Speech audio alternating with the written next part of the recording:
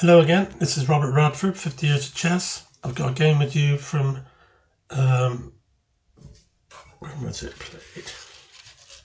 Played in 1993, and that's a very long time ago. And it was against D.Summerhill. Dave and I had a couple of little games against each other. This one was a really big one because it was in the Boniface Memorial Tournament. And we had a real ding-dong, yeah. David was white. And it was a Ruy Lopez Berlin defence opening. I think this is the first Ruy Lopez game I put on here. So, David played e4, e5, knight f3, knight c6, bishop b5. This is the Ruy Lopez. The two knights, which is a Berlin defence, knight f6. Castles, d3, rook e1, bishop e7, c3, bishop d7, d4, a6, bishop back to a4, b5, and bishop back to c2. That's exactly how I would have played this had I been white. Bishop g4, d5, knight to a5. It's all booked so far. Knight d2, castle, b4, knight back to b7, a4, queen d7, knight back to f1 on his way to knight to e3, c3, knight e3, and I played c5.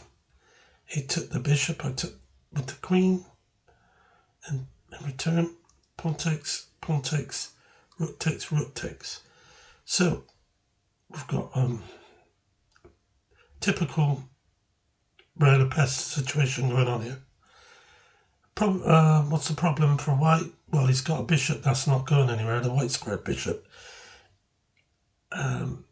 And I could say the same for my bishop at the back. At the moment, that's got not much future. In this sort of game, it's a nice knights that tend to do best. So, without further ado, let's continue. Bishop b7.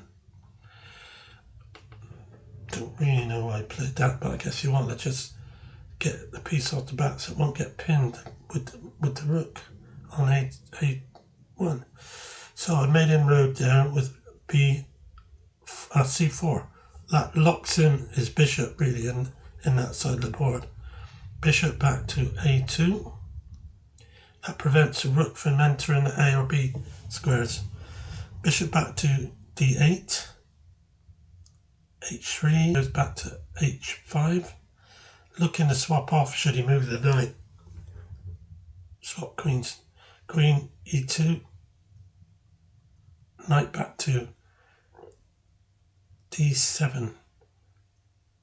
This is giving me the opportunity maybe to get the bishop out in a minute.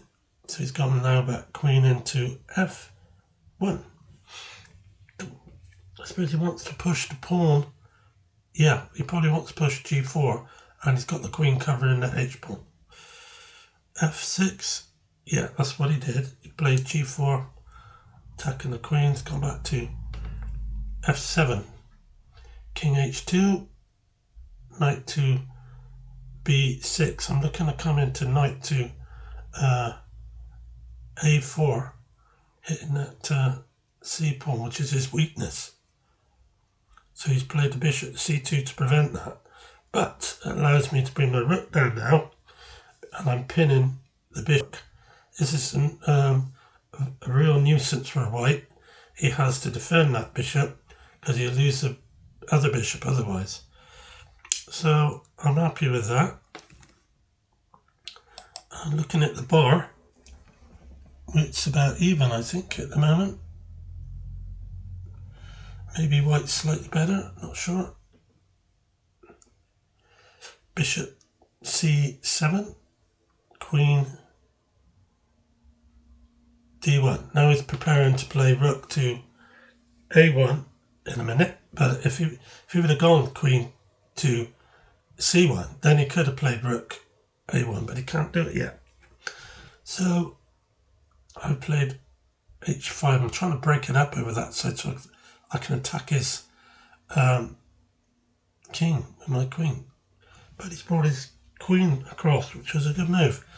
If I take and he takes with the queen, he's got chances of coming down on a diagonal, the h3, c8 diagonal, so I've got to be careful. I brought my knight back again, this time to d8, knight to h4. Now, that's annoying because he can go in knight f5, knight to f5, and that's a really good place to have an outpost for a knight. I can't drive it away with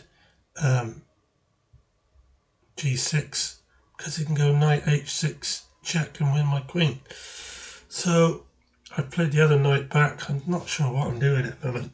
I'm just moving pieces because we are getting a little bit low on time now.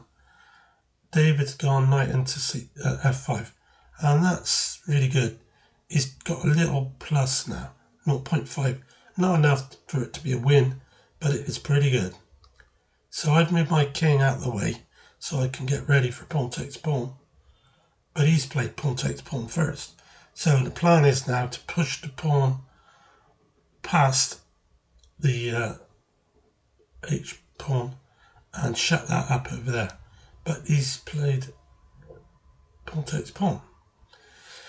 So, and this is where the game ended, because with that he offered me a draw. And I've got no real chance of winning this, none whatsoever. My pieces can't get past his pawns to get at the board.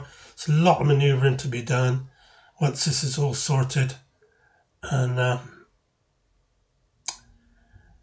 just can't see anything. And he's got a problem, because even if I play queen takes pawn, he plays queen takes queen, king takes queen, and then he plays rook g1 check. It's not going to be a problem for me, really. I can just go maybe king h8, and he's got no more checks at the moment. And what's he going to do about his two bishops on b2 and c2? He's got to go back and defend them, or he's going to lose one of them. And so that's really good for me. So yeah, the rook on a2 is what really made it impossible for him to win this game. So thanks for watching. I hope you enjoyed it. See you tomorrow. Bye.